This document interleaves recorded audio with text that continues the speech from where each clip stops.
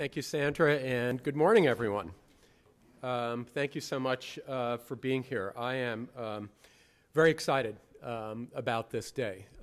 Fairly small group, but a tight group.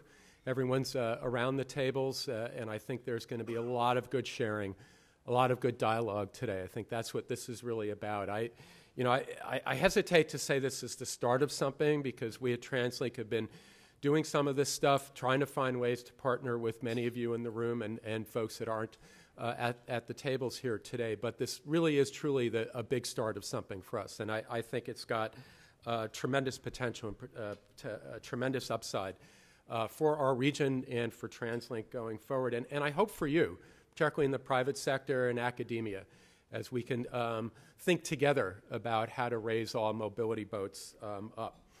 So let's dig in a little bit. I'm going to bore you a little bit with some slides and some opening remarks, but I hope it's a good table setting for the day. The staff who prepared my talking points wrote in the second line that I'm supposed to say, I'm a transit guy. Andrew, where are you? So I said it for him, and I blanched when I said, am I really a transit geeky guy? Well, I've been working in this industry for a long time, although I think of myself more as a public policy kind of person that happened to fall in the transit area.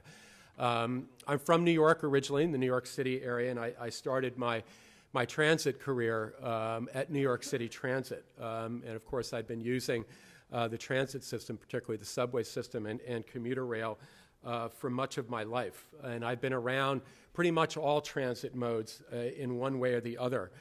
From streetcars to light rail to heavy rail, trains underground, trains in the sky, our SkyTrain here, called the Elevated in New York, buses, ferries, water taxis, van pools, you name it. I've been around every type of way to get people moving around in urban areas.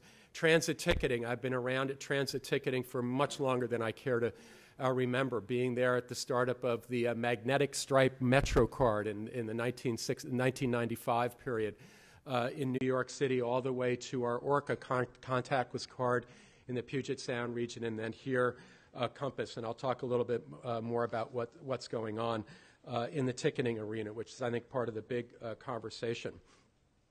As well, even before I started in the transit business in New York City, I worked at the New York City Taxi and Limousine Commission, the TLC, the most bizarre 2 years of my life, let me tell you. But it's sort of founded an enduring fascination that I've had with livery and cabs and for-hire vehicles. We spent our time chasing what was then called gypsy cabs and dollar vans in the New York City area. And, of course, who knew all these years later that's morphed into Uber and Lyft and Moto and so forth. So transportation, I guess, in many respects is in my blood. Of course, as we in the transit business know as well, transportation's in everybody's blood. Everybody's a transit planner because why? Everybody consumes transportation, much as we all consume our medical, our health benefits and so forth. So everybody has an opinion because everyone's a consumer. But, with all of that, going from chasing gypsy cabs and managing the subway in New York City, I look at where we're at now on the cusp of 2018.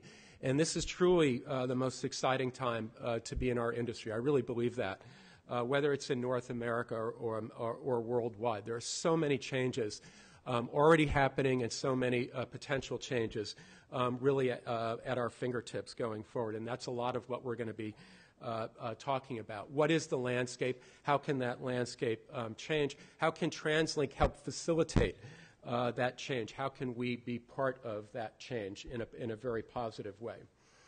In this world, people like you are breaking down barriers and giving rise to new transportation ecosystems. What many in our industry and in the industries you guys work in calling the new mobility, which is what this forum is called today. At TransLink, when we use the term mobility, we're referring to related trends of greater integration, personalization, automation, connectivity, electrification, and sharing. And I'm going to touch on each of those elements in my remarks. So first, personalization. How do we move from a current kind of modal-centric universe to a future that's more user-centric, where services, communications, incentives, loyalty programs would be customized to provide greater benefit and value to the individual. Integration. This is a big deal for me in so many different ways, whether it's running a multimodal organization and trying to eliminate our various different stovepipes within TransLink, all the way and how the consumer perceives and interacts with our transportation systems. I believe it's absolutely essential that all modes are integrated, because we have to maximize the benefits of an always constrained transportation system. There's never enough of the transportation system to meet the demand. That's true in any active, any successful urban area, anywhere you'll find it in the world. Some do it better than others, but there's always constraints on the capacity. So how can we accelerate the concept of mobility as a service, where we fuse together trip planning, ticketing, and payment options from multiple providers into one central location? Where is that platform? What would that platform look like to fully integrate all those different aspects of how people consume the transportation product? Who would host that platform? Something that I've been thinking a lot about. We were in my previous job in Seattle, King County Metro, and conversations that we were having with our colleagues in Portland at TriMet years ago, when we started making our data available through GTFS. And we were already seeing the beginnings of how you could have this sort of across one platform, universal trip planning of types. And Google has really advanced that. Others have advanced it as well. But that kind of a single payment platform is the interesting nub. That's the one that's going to be hard to crack. And I hope that's part of the conversation today, as we try to integrate all these different private sector, public sector, nonprofit sectors that are engaged in providing transportation.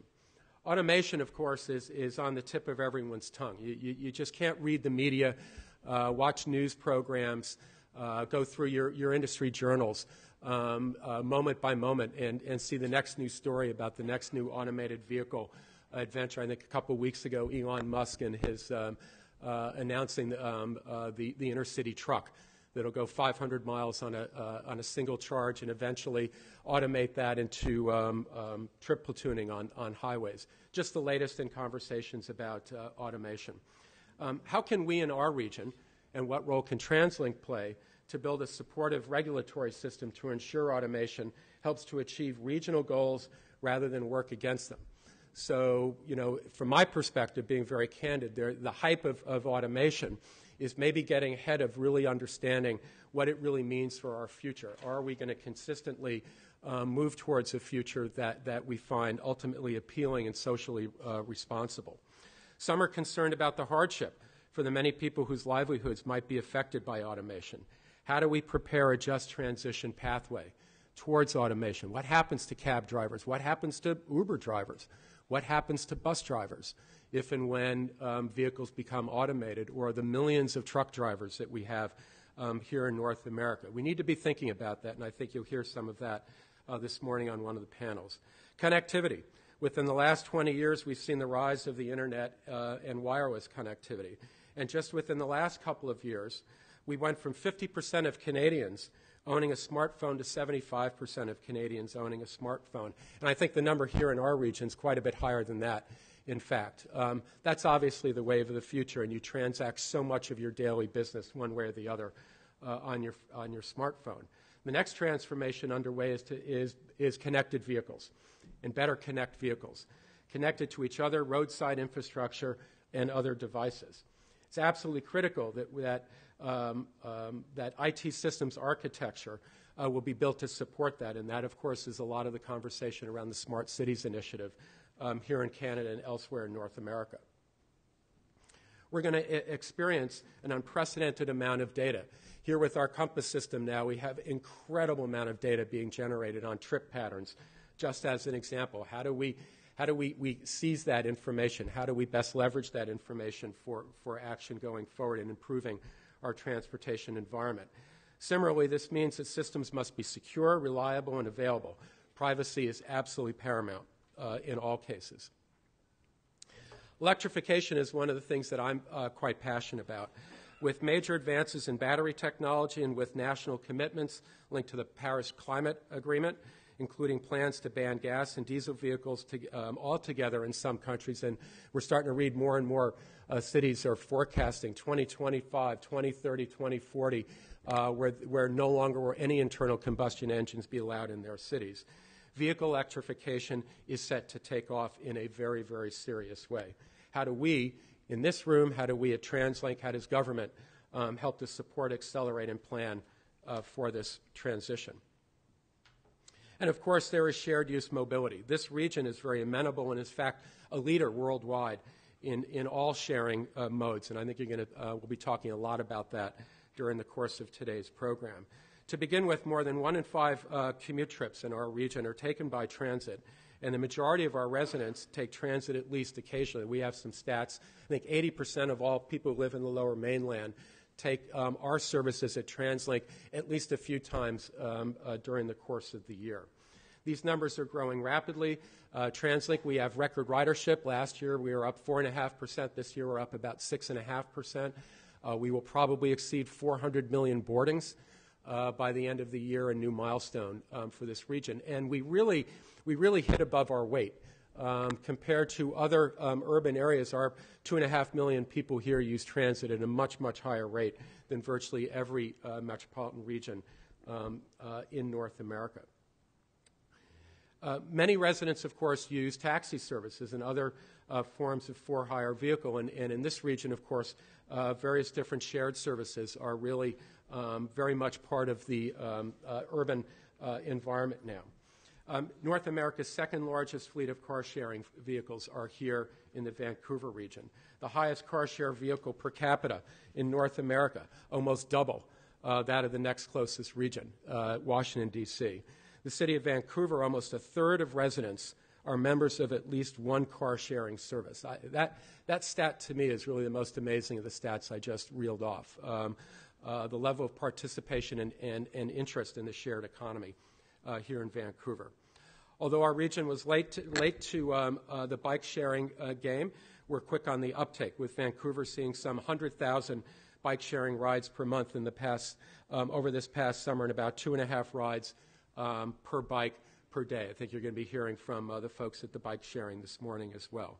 Discussions are even happening in this region about whether dockless bike sharing is a service and a form of bike sharing that's ready for prime time in our region, already being tested elsewhere in North America and, of course, in China. I believe it's quite big already. And, of course, we know the province is continuing to think about how to introduce ride-hailing at long last to this region in a way that is fair to the existing taxi operators and also provides a net mobility benefit to our region. We know Metro Vancouverites are on board, and most people in this region are hungry for better alternatives to driving alone in their private car. I agree with that. I believe in that, but it needs to be done in a socially and public policy responsible way, and we look forward to seeing what that regime will look like when the province finally announces it. And here's the thing. Despite record ridership growth, and this is very important from where I come from running a transit agency, we know that conventional public transit cannot solve all the transportation needs in this region. It's simply not possible. There's always going to be a limitation on the public tax dollar to support public transportation. It's not cheap to run public transportation. But there's so much of the region and so many different types of travel trips, we're just not suited to do that well, cost effectively at all. So we are very, very interested in how we can partner to float all those mobility services up for the sole purpose of making this region move, to provide a quality of life in this region, providing good choices for people, and to continue a strong economy in this region. So that's why we're doing this conference today. We want to really think about how we can introduce and nurture all these different mobility services. And how can we create the conditions for people to make more of their trips by active and shared use modes? Choices. Provide choices. Choices is a form of freedom, isn't it? The more choices we can provide people, The happier they are, the stronger our economy is going to be in this region. So we want to work with all of you in this room on this increasingly important issue, and that's what this day is really going to be about. So I want to talk a little bit about some of the things we're doing at TransLink right now. Our Travel Smart team, they're out at the front desk. You might have encountered them. They probably got your name tag, and they've got a lot of information out there. And their role is to help support active transportation in our region. For example, last week we awarded over $75,000 in grants to municipalities to support and cost share for these types of programs and initiatives. So if you're interested in the Travel Smart program, reach out to them during the course of the day. Shared use van pooling is something that we did in the Puget Sound region with a great deal of success.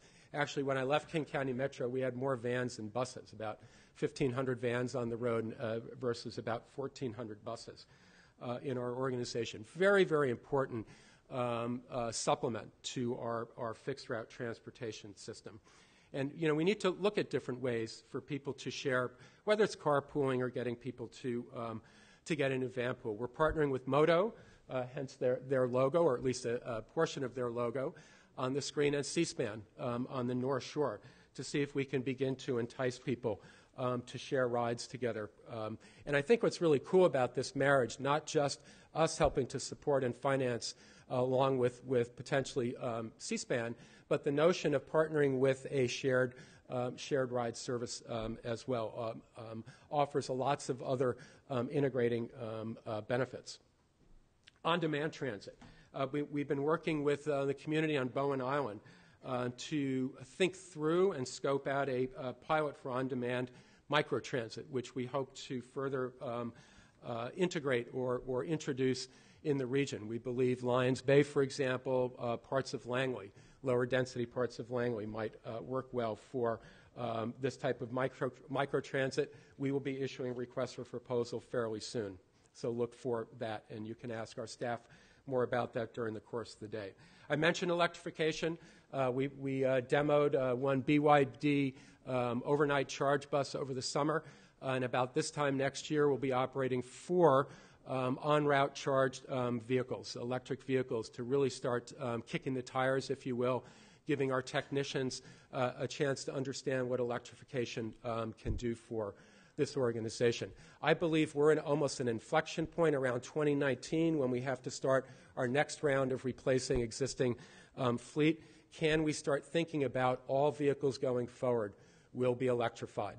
We're doing a low-carbon fleet strategy, which will help along with this test of the 4 buses next year. I mentioned Compass as well. Compass has now been in operation for nearly 2 years with great effect. Virtually all of our transit trips are accomplished via a Compass product. In August, we celebrated our 1 billionth tap. We got there in about 2 years. It took McDonald's 9 years to sell their billionth burger. So I like to think we're ahead of Mickey D's on that. But with Compass, what we're looking at is taking it to the next level next year and providing open and mobile payments where you'll be able to just tap your credit card or your debit card or your mobile phone, your NFC-enabled phone with a wallet. We like to think the Compass card will still be the primary way to get around for people who use transit all the time. But for the infrequent user and the visitor, mobile payments, I think, will help revolutionize how they interact with the system. If you want to know more about what we're doing with Compass, you can see Mark Langby, raise your hand, Mark, who runs our Compass program. Information is key. You know, I think anyone who consumes transportation, particularly in this day and age, but certainly transit users, and in a fairly hip, relatively wealthy area of the world, in Vancouver, people want information. They want it now. They want it to be accurate. They want to understand and have expectations of what their trip is about. We need to do a better job at that at TransLink, so we want to step up our game on all the digital fronts about how we get timely and accurate information to our customers. Digital connectivity on transit as well. How do we connect everything together? How do we provide the ability for users in our system to get online and find out what's going on? We've been making progress with Wi-Fi in the system, and we hope through partnerships to make Wi-Fi available throughout all of our modes of transit in the short term. We've pulled fiber along all of our major regional transportation infrastructure on SkyTrain, and this can help support regional digital connectivity, and we think can put us in the game on the smart city initiatives. Data analytics. I was looking at this slide. I was trying to figure out what is on this slide. It's just zeros and ones.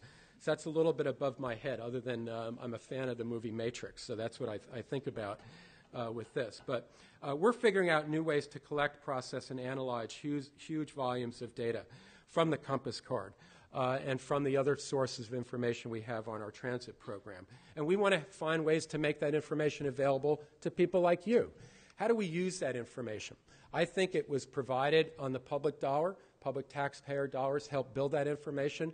We owe it to the public to get it out, back out to entrepreneurs, to academics, to other smart people who can figure out how to leverage that information with interesting, cool, and certainly very functional applications going forward. So we have an invitation to innovators. Work with us. Help us figure out what we can give you to create new, ingenious, innovative things. And that's what I'm excited about in this conference today, because I know together we can even do more. So we're gathered today as groups of individuals, entrepreneurs, tech industry, government researchers, and the like, with some of the best and the brightest. Because, you know, let's face it, public sector organizations like TransLink, that's innovating is not something that we do well. We're slow to the game, we're not as nimble for a variety of different reasons. We can't take big risks with the public dollars. That's why we can help work with, we're eager to work with you, where you guys can take the risk, maybe with a little support from our end. As part of the mayor's 10-year plan, some of you, I hope all of you are aware at least some level of what our transportation plan going forward, adding a lot of service. We've been adding service this year. We hope to reach a deal with the federal government and the province very soon for our big capital projects, Millennium Line extension on Broadway, light rail in Surrey. But nested into that program is some funds to help facilitate and leverage the conversation that we're having today. We've got money, and we want to figure out how to invest that money as wisely as possible. So I think some of today's conversation is, what's the best way to do that?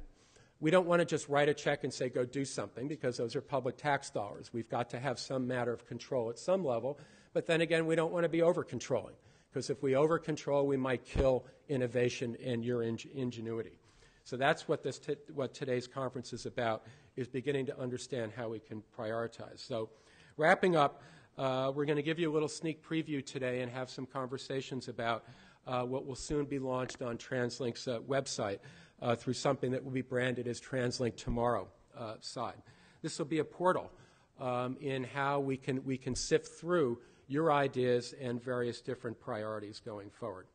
So that we have 3 collaboration tools that I want to mention, and then I'm going to turn it over to the next speaker. First, a mobility solutions matchmaker. It's intended to be a go-to spot to post smaller scale challenges or research questions, and then to crowdsource good ideas and find partners who may be able to find and offer other solutions. Second, a demonstration program that provides access to TransLink staff, our buildings, our infrastructure, our vehicles for product testing and showcase opportunities. For instance, if you've got a product or a solution for better fleet organization, we'll connect you with our folks on the fleet side, on the bus, in the bus company, and see if that's a product that can work for us and we can test out in our arena. And if you're successfully screened in, we would then deploy that particular product. This demonstration concept's been successfully delivered by the Vancouver Economic Commission and the City of Vancouver over the past 3 years. So we want to build and expand on that model. And third and lastly, for the really big challenge, we'll launch a recurring open innovation call 2 or 3 times a year beginning early next year. By the end of today's workshop, you'll have prioritized up to 10 challenges that together we think can bear some fruit going forward. through this open innovation call, we'll invite industry, entrepreneurs, and academics to pitch their ideas. So that is part of what your table exercises are going to be about today, and I think Sandra will walk you through how that's going to play out. So, in conclusion, again, today is not a day to listen to boring people like me. Today is a day ultimately to get into it with the panelists and get into it in your tables. Roll up your sleeves, help us prioritize, help us think how we can leverage these new mobility options, the new portal, the new opportunity for us to engage with the private sector and industry on new ideas. So with that, I want to turn it over to Andrew McKern, who's going to walk you through more of what today's event is about. Thank you very much.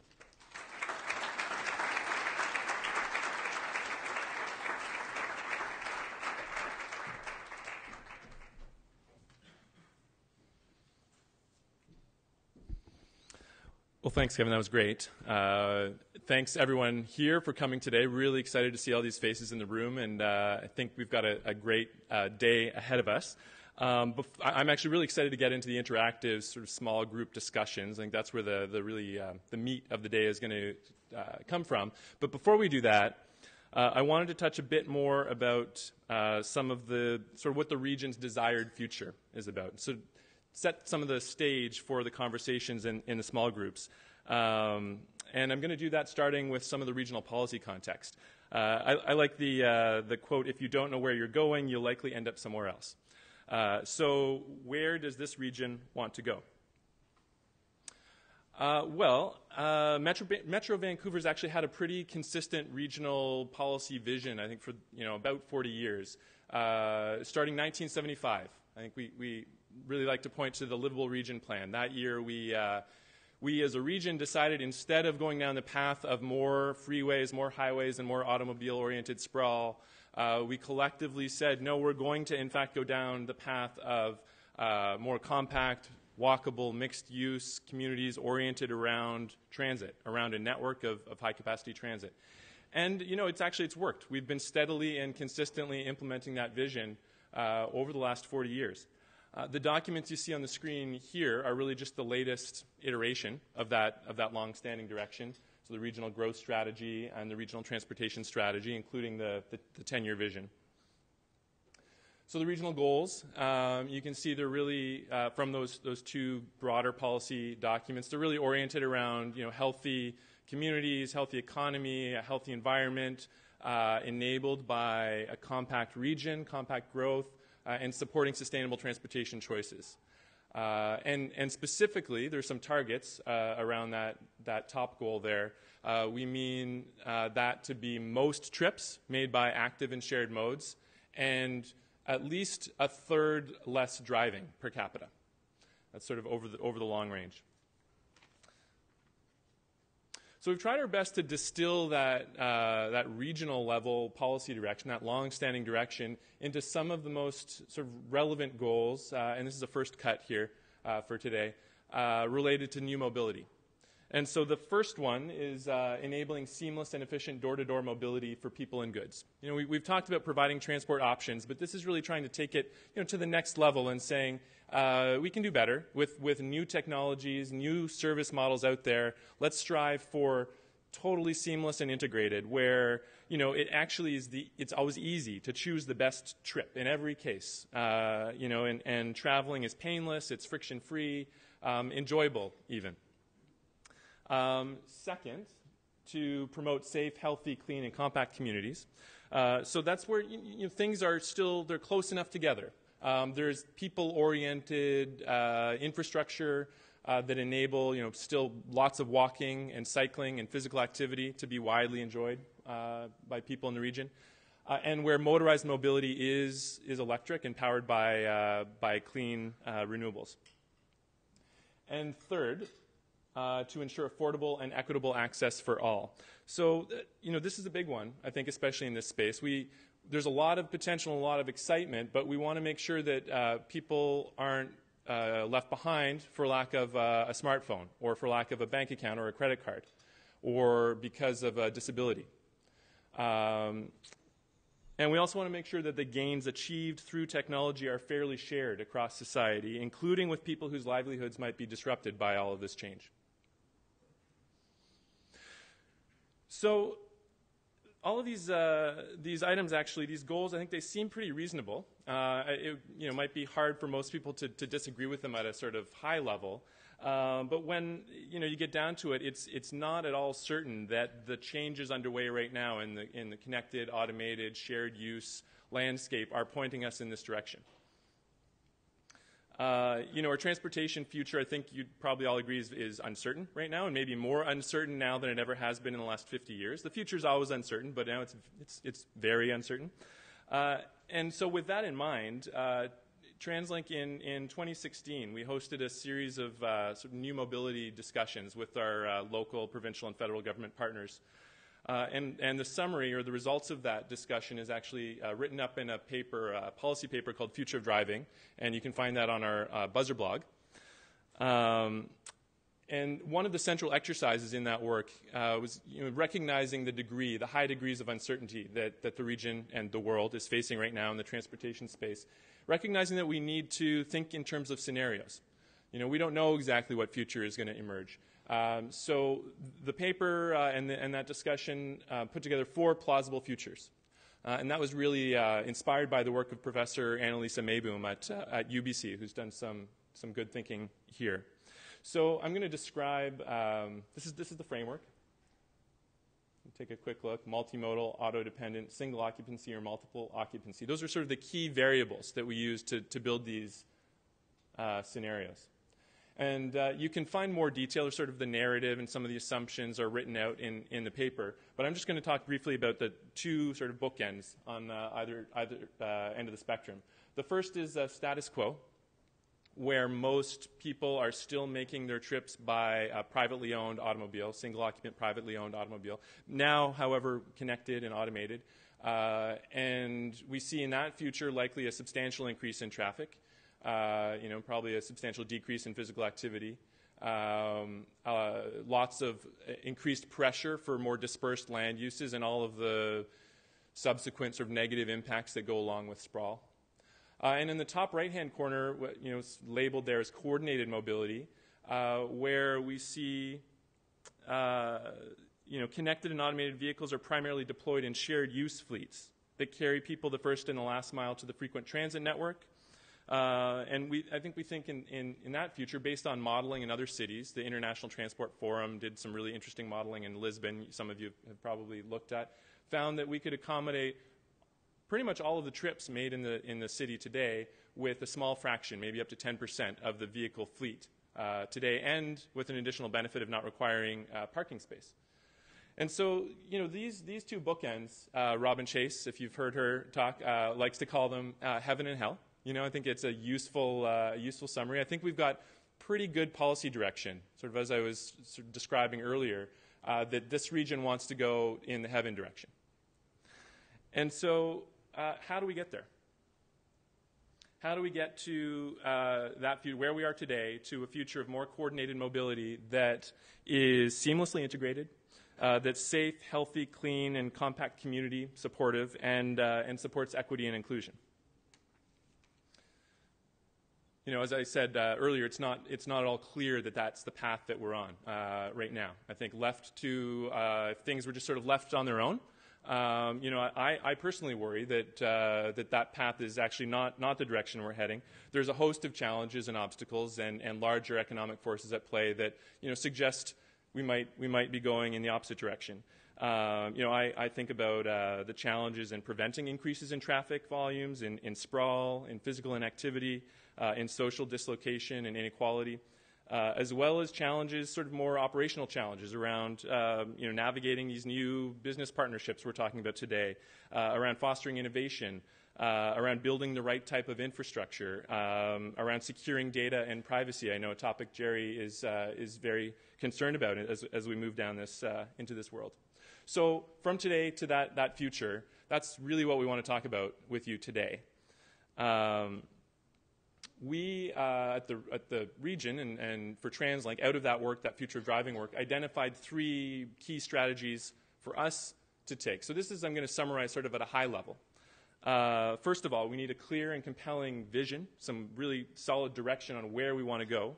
and updated transport and land use policies to help get us there, especially around aggressively incentivizing shared use mobility and policies including pricing road usage to reduce motor vehicle traffic and more substantial land use protections to prevent sprawl. The second strategy is around creating opportunities for government, entrepreneurs, academics, and industry, the folks in the room here today, to collaborate, experiment, and test innovative ideas. And those are, I think, not just technology ideas or the things we often hear about, but also planning and design ideas and social policy ideas. We know that none of us can do that kind of thing alone. So we hope that this is at least, as Kevin mentioned, not the first step, but a continuing, taking it to the next level in terms of this collaboration, which is critical. And third, the last one is around proactively positioning our own organization at TransLink, but I think all of our public institutions in particular, to navigate rapid change while maintaining system resiliency and improving the customer experience. So those are the actions that we've described from that work, that future of driving work. What we're asking from you today, though, recognizing that's just sort of the tip of the iceberg, I've just described them at a high level, is for you to help brainstorm all the other specific issues that you think need to be taken care of to get us to that desired future of more seamlessly integrated mobility along with healthy and equitable communities. What are the obstacles that you feel your organizations are facing? What is making it difficult, or what would make it difficult for you to help get there? And likewise, what do you have to offer? What can you provide, bring to the table to help get there? And as you're brainstorming, I think keep in mind these challenges don't need to be just for TransLink. These are challenges for anyone, for local, provincial, federal government, professional organizations, community organizations, industry, entrepreneurs, academics. We've all got things to do. Let's start to build a roadmap to how are we going to work together to get there. So the forum today, and Sandra will at each stage of the day sort of walk you through the instructions in a bit more detail, but I wanted to provide you with just a sort of high-level overview. Our aim in exercise A is really to brainstorm all of the things that we collectively need to do to get to that desired new mobility future. Your table facilitators will help you through that conversation and make sure that the good ideas that come out of the tables are documented. I think we're going to write them down in sticky notes and then transcribe them into Thought Exchange, which is a tool that we're going to be using to help facilitate the conversation today. And then we'll have a lunch there's a panel discussion before that, then a lunch, and then another panel discussion.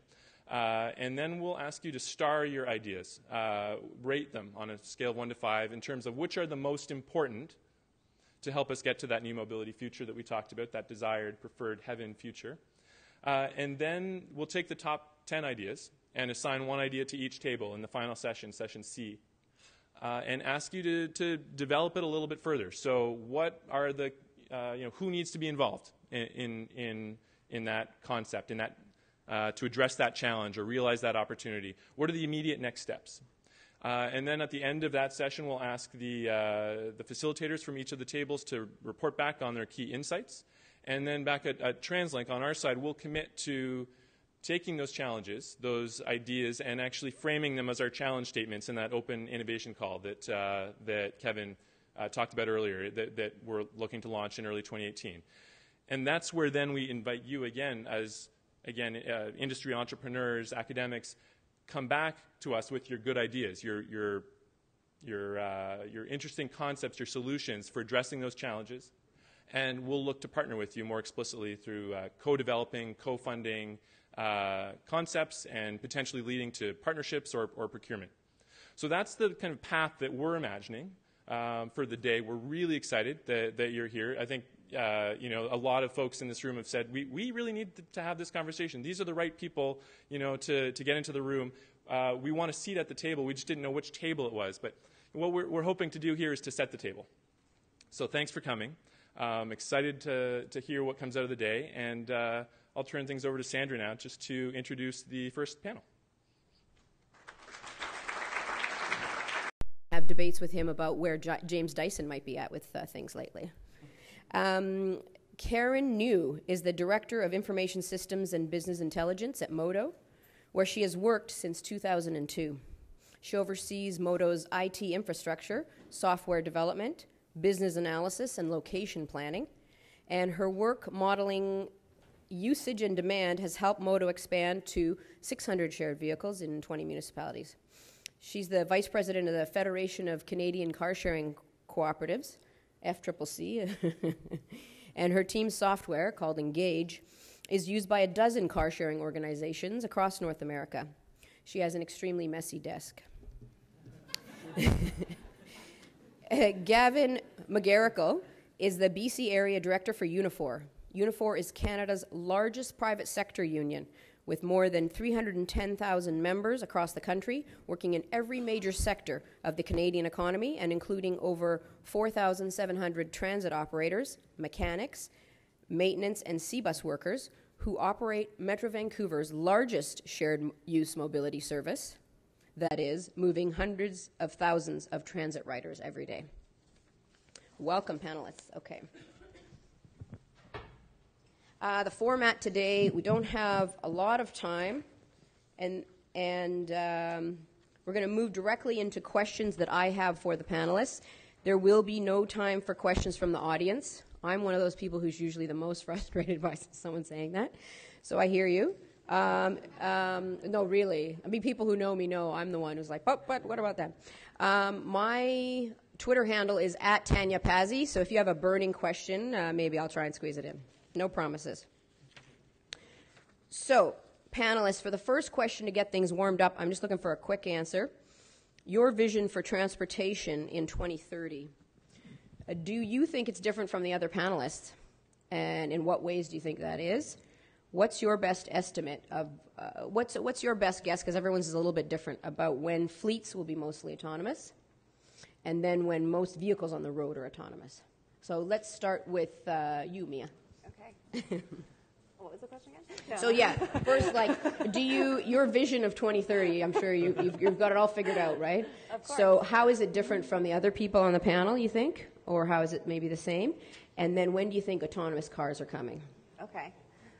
So my vision for 2030 is integration, where one pass, one thing that you have in your wallet or on your phone will get you from your house to where you're going throughout the day.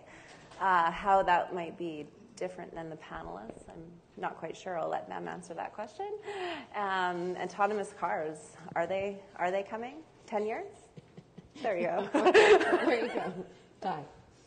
I agree with you on the seamless payment options and planning as well. So I mean, it exists today by private providers and some transit authorities, and on planning how to get from point A to point B across multiple different modes and the same payment. Certainly, some of the things that Kevin and others have talked about, where autonomous vehicle fleets are shared, and mobility in regions like the city of Vancouver are largely active and less so, and not by private vehicle. On AVs, I'm certainly a little bit more bullish, I think, than perhaps you are.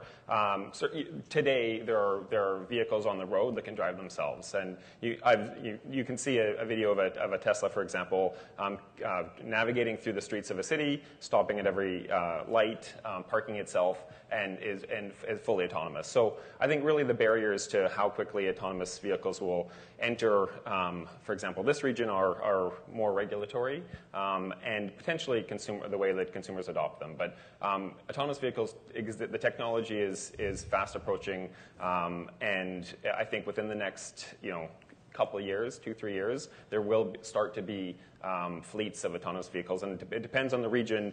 Which regions are more, I guess, forward-thinking and quick to regulate will be the first that they enter. Let me start with, I dropped my mic on the way up here, so I hope that you can hear me. Autonomous vehicles, I think that a lot of the challenge is actually on the manufacturing side and on the pricing side. There are going to be different rollout schedules for goods transport than for passenger transport. I think that the rollout for goods transport is going to happen an awful lot sooner. I think for passenger transport, is going to start at the high end because of manufacturing constraints. The first few autonomous vehicles are going to be extremely expensive and will enter the luxury market. It's going to come down from there through shared mobility, eventually to what could be a, frankly, landscape of individual, personally owned autonomous vehicles that function as private offices or private bedrooms in a city with very high housing costs. And that may be something that we want to avoid in the future. On the schedule for that, initially, sure, the next few years we're going to start seeing the goods transport, but it could take up to 15 to 20 years, I think, for it to really permeate the mobility landscape. Where we go by 2030, I think one of the most important things about transportation, in personal transportation in particular, in 2030, is that there should be less of it per capita. There should be fewer types of trip that require motorized transportation, whether that is individual or whether that is shared. I think that can be accomplished to some extent with density, with zoning. It certainly is accomplished to a large extent with advances in the internet, social media. There are trips that people no longer need to make in person. That is a trend that is going to continue. Thank you, Karen. Gavin. Well, by 2030, I hope that the memory of a referendum on transportation is a distant memory, and we don't have to ever talk about that again. But no, I think you're going to see more direction in the way that Kevin really outlined. You're going to see more electrification. You're going to see more opportunity to integrate the system. The mayor's 10-year plan is quickly becoming stale-dated. We need to start thinking about a bigger plan, a much more ambitious plan, to really see a lot more buses on the road, a lot more integration, a lot more different modes of transit. On autonomous vehicles, we represent the automakers in Ontario, and I remember a presentation from the head of research at Chrysler, and again, he kind of went through the technology, but he also went through the past 50 years of how people have promised that this is just around the corner, it's just around the corner. And it's a pretty sad history because, as has been pointed out, the real challenges, although they're there on the pricing and the technology side, the real challenges are regulatory, they are legislative, they are political, and at the end of the day, if we don't get a proper social dialogue going into how to deal with any kind of dislocation, we're not going to get far. Some of you might remember here in 2014, we had a massive shutdown of the ports by container truck drivers. You've seen some of the agitation from taxi drivers. We represent 4,700 members here in Metro Vancouver just in transit alone. That's not to say other companies that we also represent like DHL and Loomis and the courier industry. Those workers are not going to take it lying down to simply say, it's a new world and you're all out of work. So they will have political power. They will exercise that power. And, I think getting us all involved at the early stages of the discussion to try to really figure out how we do this together, do this as a region, do this as different competing stakeholders, I think is really what we need to focus on between now and 2030. Otherwise, the technology just won't take you anywhere. Thank you. Shared Mobility Principle number 6 at sharedmobilityprinciples.org is we lead the transition. We've all agreed that we lead the transition towards a zero-emission future and renewable energy. Public transportation and shared-use vehicles will accelerate the transition to zero-emission vehicles. Mobi's bike share system currently runs mostly on solar power on docking stations, and the bikes are human-powered. As Kevin mentioned this morning, TransLink is planning to phase in more electric buses, 4 by this time next year. So Evo and Moto, what's your approximate plan and timeline for a fleet of zero-emission vehicles? One of the key difficulties in introducing zero-emission vehicles, particularly electric vehicles, into a shared fleet was expressed to me a number of years ago by a former Moto board member that their shared usage and electric vehicles are two different solutions to the same problem of what to do with your car when you're not driving it. You can let somebody else drive it, or you can charge it. The trouble is you can't do both. And we've had a few electric vehicles in our fleet over the past, I'm not quite sure how many years, 5 or 6 years now, I guess, and are working toward gathering data. We've had a project going on for the last 6 to 8 months to determine how many more vehicles we can electrify and how quickly. We're committed to working toward this, but there are a lot of challenges in terms of public uptake. And So you're talking about range anxiety. I'm talking to some extent about range anxiety. I'm talking to some extent about the simple availability of charging infrastructure out in the wild. A lot of the electric charging infrastructure that has been built over the past several years is in garages. It's accessible to people who either live or work at that address, but not to the general public. So Karen, do you have a timeline estimate? Or Well, we're working on it. Okay. We've already started. We've Okay. got some EVs. We're going to have more. But as terms of full electrification, that is, as much as anything, a zoning issue. Okay. How about you, Ty? Sure. Well, first of all, like fully electric is where all vehicles will go eventually, and BCA and EVO fully understand that.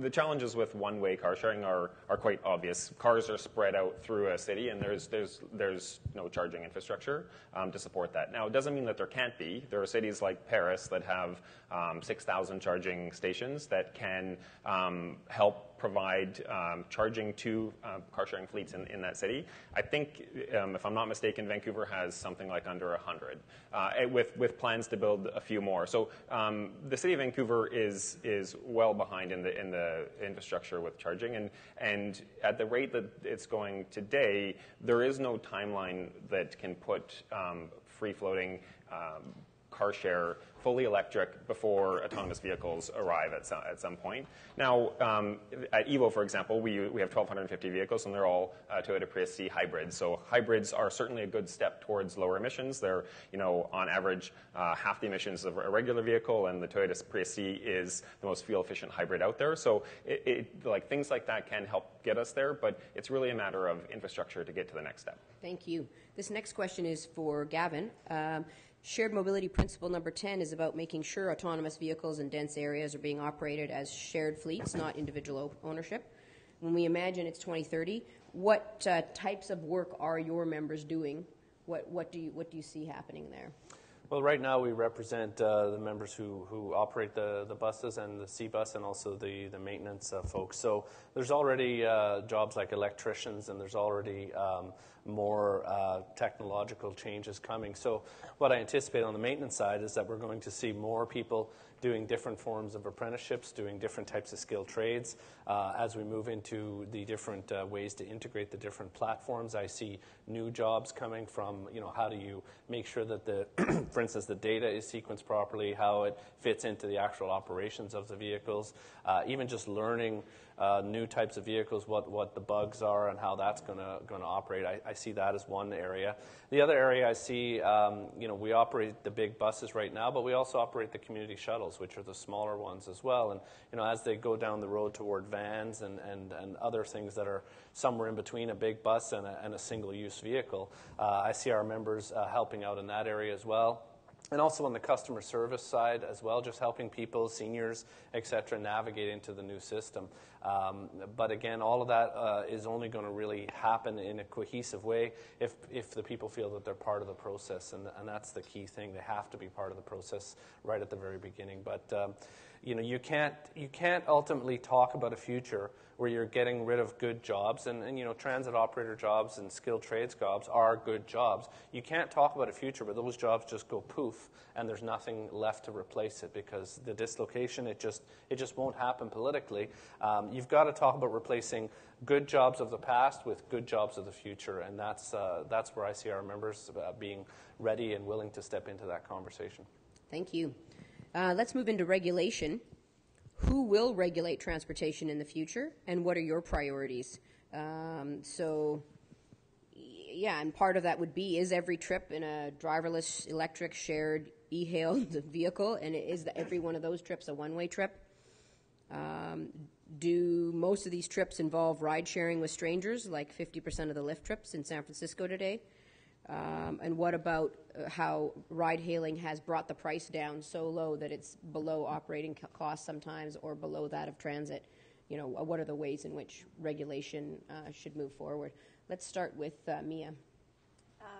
I can't speak as much to the car sharing world, but as far as bikes go and bike sharing, obviously if we're looking to move across the region with a system that's integrated, having more or having some kind of regional governance on on a public bike sharing model so that we don't have to reinvent the wheel in every city that we operate in would be something that I foresee for the future. And Karen. I've got a mic. Well, the naive answer, of course, is that it's the role of some level of government to take care of regulation, and that's to protect the consumer, it's to protect the employee. In the absence of any sort of regulation, what you end up with is ultimately the only thing that gets shared in any form of shared mobility is the risk, because that's not what the operator wants. It is useful to, as Mia said, make regulations over as broad a territory, as broad a set of services as possible, especially if those services are expected to play together in any form of mobility as a service mechanism. I feel as though I'm answering somewhat sideways to the question. That certainly, yes, it's important that regulations be there. Certainly, yes, it's important that regulations take into consideration the protection of employees, the protection of consumers, while making it possible. But this is what everybody in this room knows. This is what regulation is. So maybe let's move into data sharing then. So what about, what would you be interested in? What are the challenges that you have now? Would you like to know where people go with their Compass card, for example? Absolutely. Data sharing, actually, that's another interesting example when it comes to regulation. There's a prisoner's dilemma involved in data sharing. Any individual organization would put itself at a slight disadvantage the more of its own data it shares, but the more organizations share data, especially in a consistent format, the better off everybody is in the entire transportation or whatever other system in the ecosystem. And so once again, there is a role, I think, here for a regulator to identify what forms of data might be required to share to keep individual organizations from having to reinvent such wheels as aggregation, anonymization, and so forth that would make it possible to release data without violating privacy laws. And that would help to coordinate different modes for that 2030 future of a fully coordinated transportation ecosystem. Ty, anything to add about regulation in general or data sharing? Yeah, sure. I mean, I think that regulation of the future is going to follow the same lines as it does today, to your point, that government, transit agencies, and so forth provide that legislation and the regulations. But importantly, I think that those types of groups need to set a framework and then at the same time allow for a quickly evolving ecosystem and get out and to some extent get out of the way.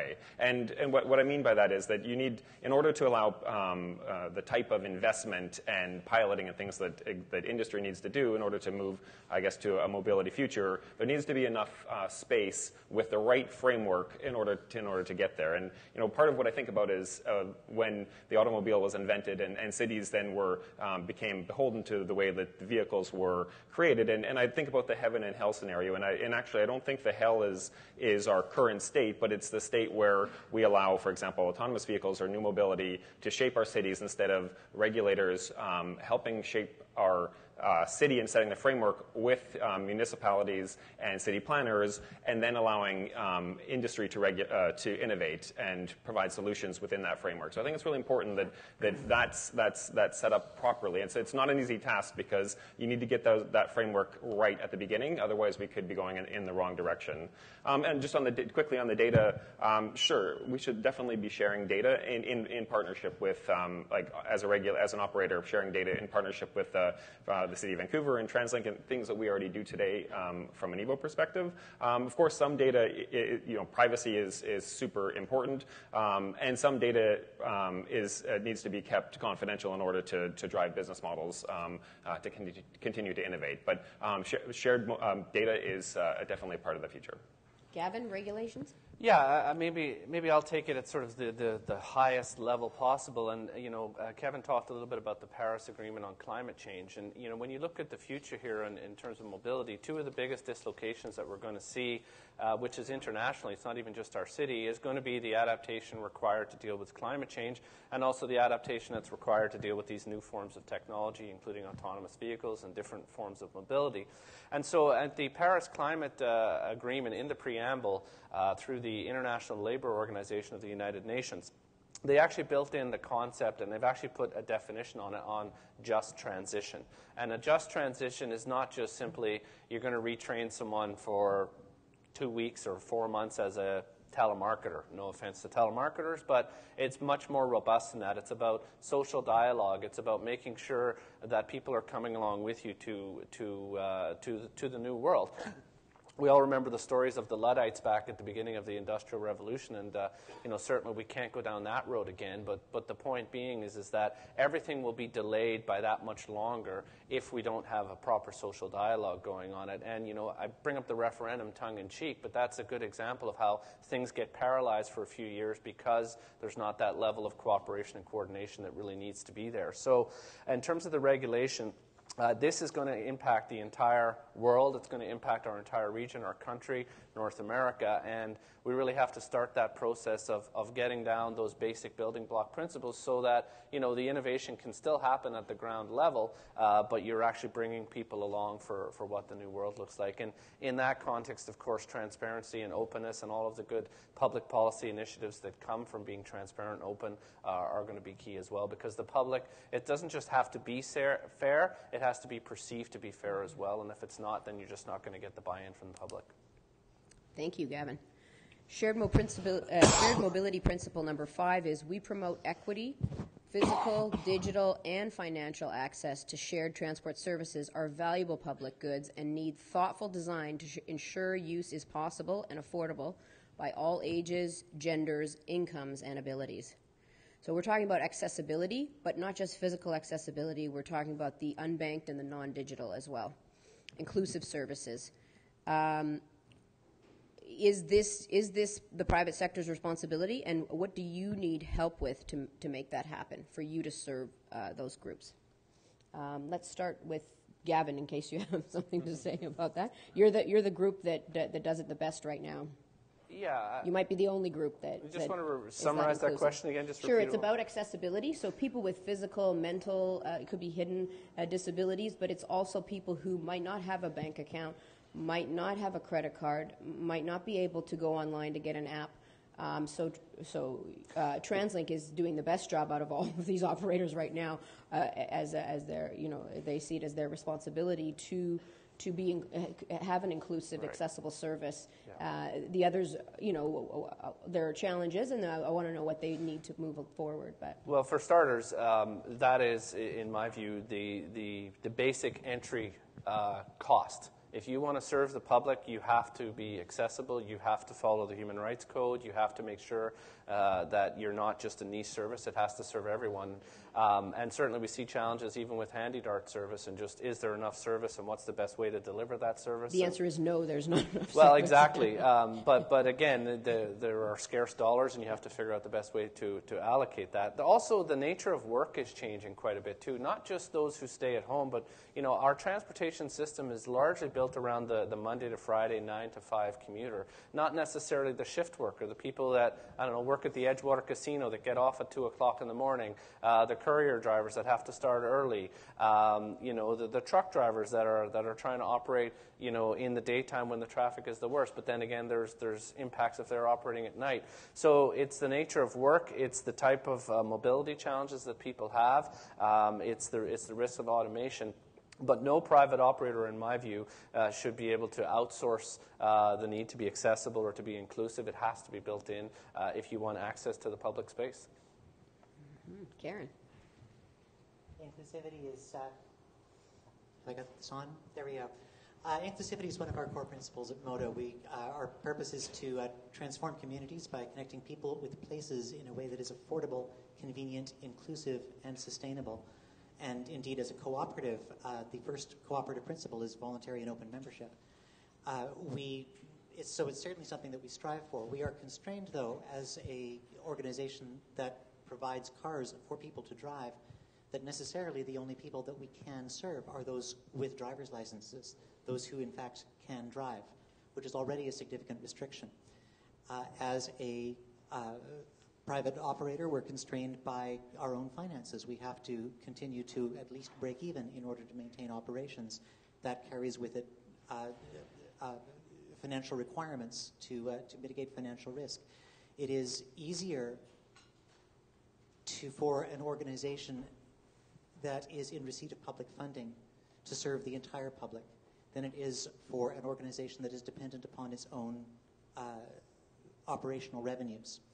And that is something that can create a significant problem for accessibility because, again, in the absence of regulation, what you end up with is organizations that are looking at the most lucrative markets, taking them out of the general pot, and then leaving only the less lucrative markets for those organizations that are attempting inclusivity in their service. There are additional barriers for, just to give one example for car sharing, families with young children who need car seats. There are 3 different sizes of car seats. Every family needs a different size or set of sizes depending on the ages of their children. Vehicles that are outfitted with exactly the right set of car seats would become highly specialized vehicles, and finding places that those could be that are convenient to the people who need them in order that they can make use of them is a trick that I don't think any car share organization has yet quite found the solution to. So we're constantly working on that. Furthermore, we've got 600 cars approximately at this point in 20 communities across southwestern BC, including 13 in the Lower Mainland. But there are more than 13 communities in the Lower Mainland, and some of those 13 have only 1 or 2 vehicles yet. There is a lot of geographic expansion before we are remotely accessible on foot or by bike or by any other form of non-motorized transportation just to get to one of our cars.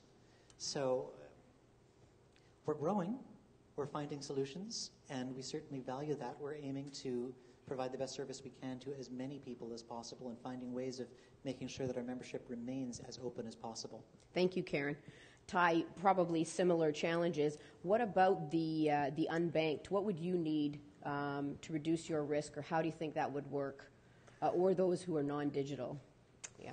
Yeah, I mean, similar challenges, obviously, with car sharing and having to drive a car. Unbanked and non-digital, big challenges. I mean, today there is an opportunity for you to rent an EVO car with an RFID card, and so typically, if you don't have a smartphone, you can still access a car, which does allow us access to I guess a broader base of non-digital members, which is handy. But BCA is a not-for-profit at its core, and with a mandate of really servicing the needs of British Columbians and around mobility. So we're always looking for ways to serve a broader group. I mean, the way one-way car sharing works is that it is focused on density. So to that point, density is where we operate, and so we don't service non-dense areas per se. One example that I was talking about Sandra with earlier today is that of Horseshoe Bay, and the one-way car share operator led service to Horseshoe Bay exited that market and then left Bowen Island residents, in I guess with a disadvantage is because they don't link up to the regular bus service that services Horseshoe Bay. Now, economic reasons ensured that Cardigo would have to exit that arrangement. But in order to service a broader segment of society, I think incentives should be put in place so that private companies can go out there and innovate ways to service broader groups. And you can have regulatory frameworks that are punitive, but monetary incentives that actually bring dollars in to solve those problems actually can help, I think, companies like Evo, Moto, and others be innovative on how to service the broader public. Mia, anything to add? Sure. I mean, being a bike share operator, I think there's a lot of challenges with providing accessibility. One thing we do now is provide 24/7 service. So to Gavin's point, this is something that could be available for everyone 24 hours a day.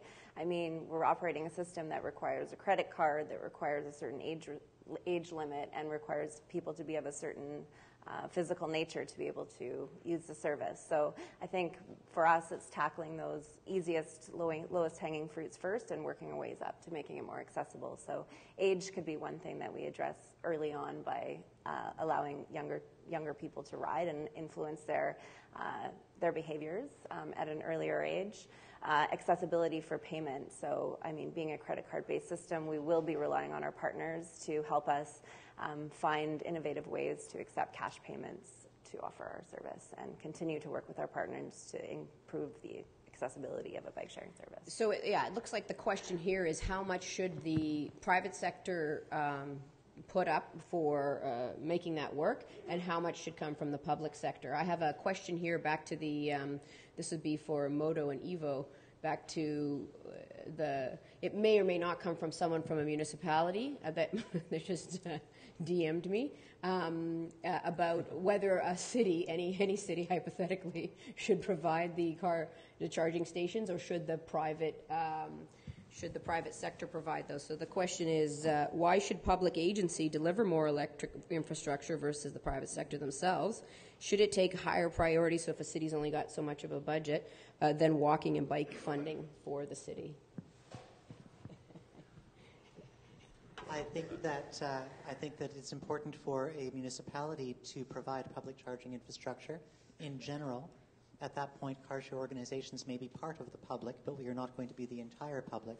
I think it's useful to have at least a mechanism through public utilities, which again may or may not be at the municipal level, to provide enough actual electrical infrastructure that a charging station can be created, to make sure that there is zoning such that private organizations can put up charging infrastructure that is publicly accessible, to lead the way by providing some publicly accessible charging infrastructure, and then to consider the different levels of charging infrastructure that there is. I mean, we're looking at on electric vehicles at level 1, 2 versus 3 charging.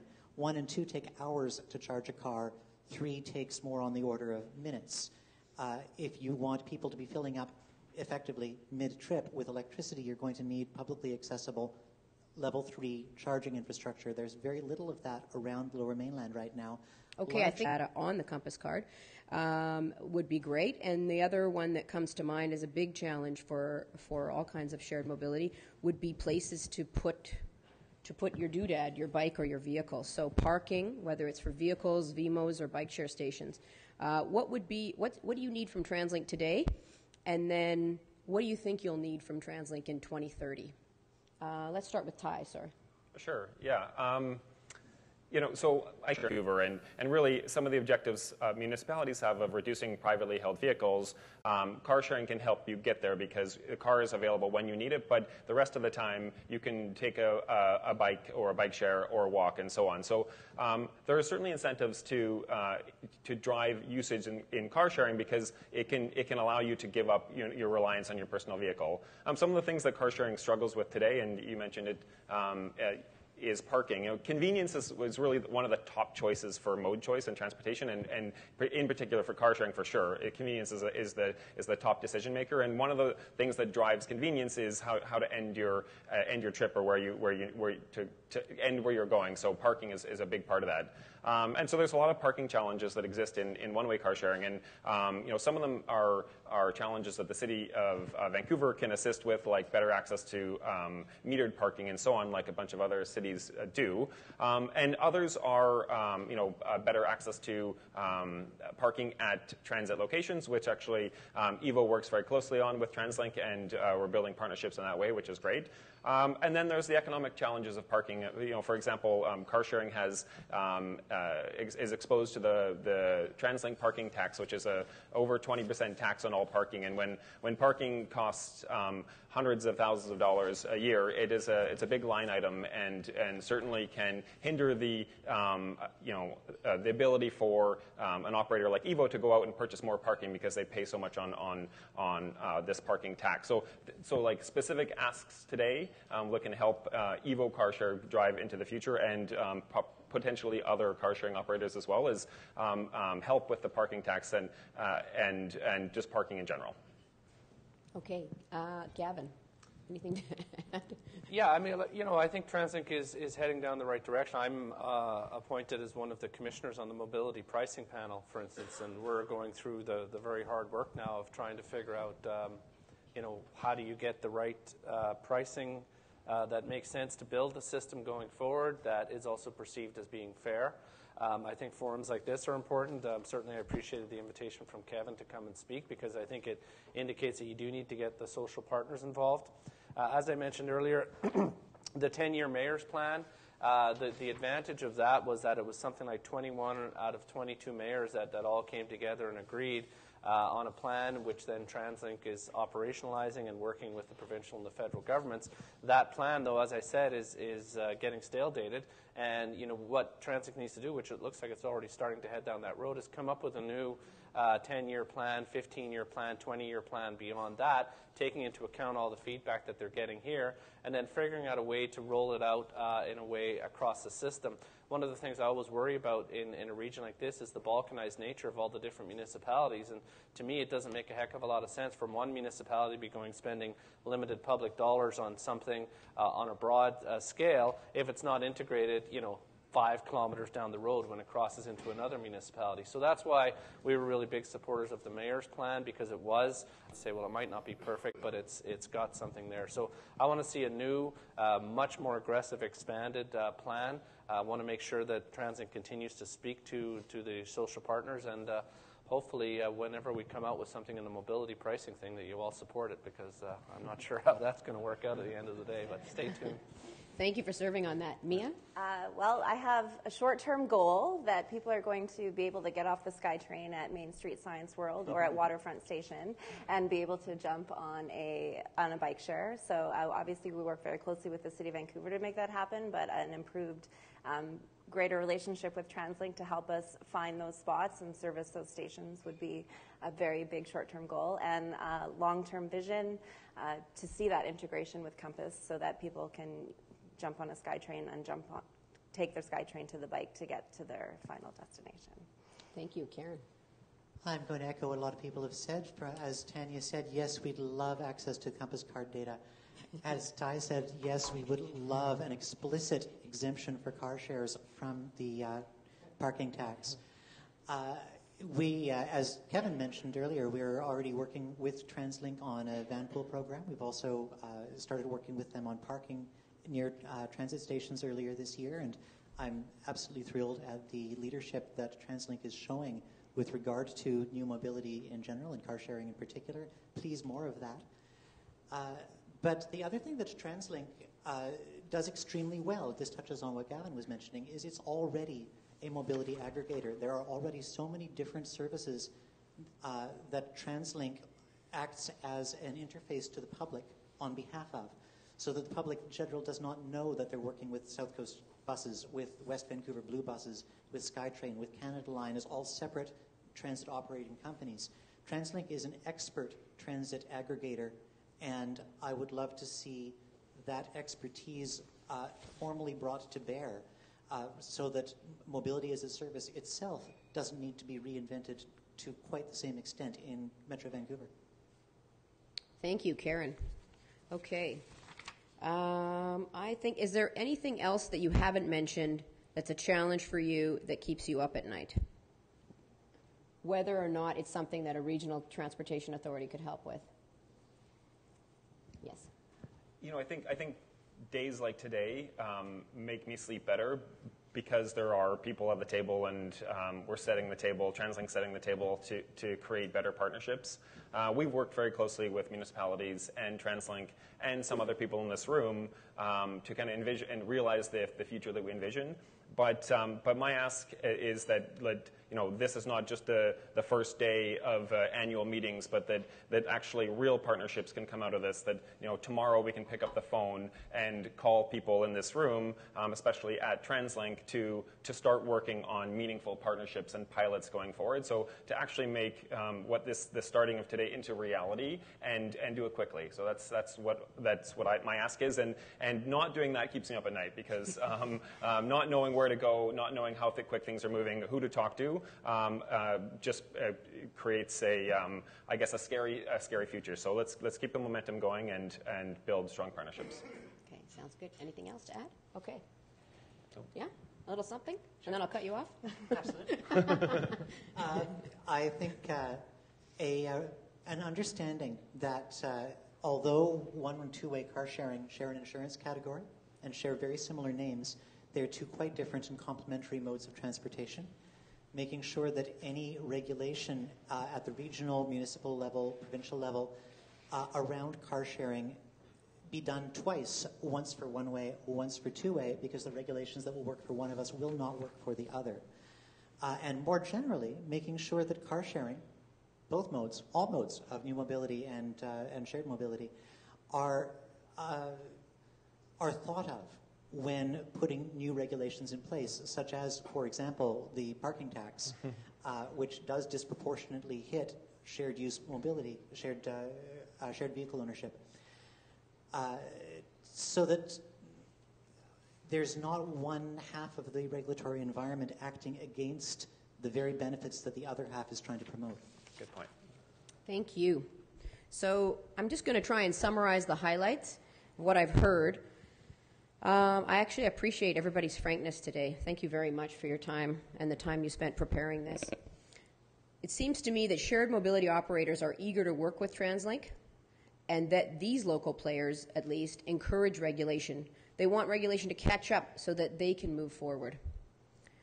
I know that these local players also currently share data with municipalities and the Transit Authority, and I know that their philosophy is that all shared mobility operators should have to share data in order to participate. The predictions of when autonomous vehicles will bring change varies, but actually not that much. Not as much as I thought it would. Communication is key. I would say that I learned that, had it confirmed that accessibility is a significant challenge for the private sector. It's also not clear who should pay for the private sector to use electric charging stations. What does shared mobility need today? Space. Parking, parking, parking, whether it's for a bike share station or for a vehicle, especially at transit hubs, obviously. They are looking for parking tax exemption, but none of them said they wanted to be exempt from decongestion mobility. So they recognize that that would be necessary. The mayor's plan is good, but let's move forward with a more assertive plan. TransLink expertise is welcome. And the usual small business anxiety, who to talk to when dealing with a large bureaucracy. Separating one-way and two-way insurance categories. So Kevin today talked about choice, and definitely choice is something we need. Every trip is different. It depends on how far you're going, how fast you need to get there, whether there's parking at your destination or not, etc. And so we're moving towards more active and shared mobility. Sandra called it a new generation of transportation as we move forward. So thank you very much for your time today. Thank you. Here's to the panelists.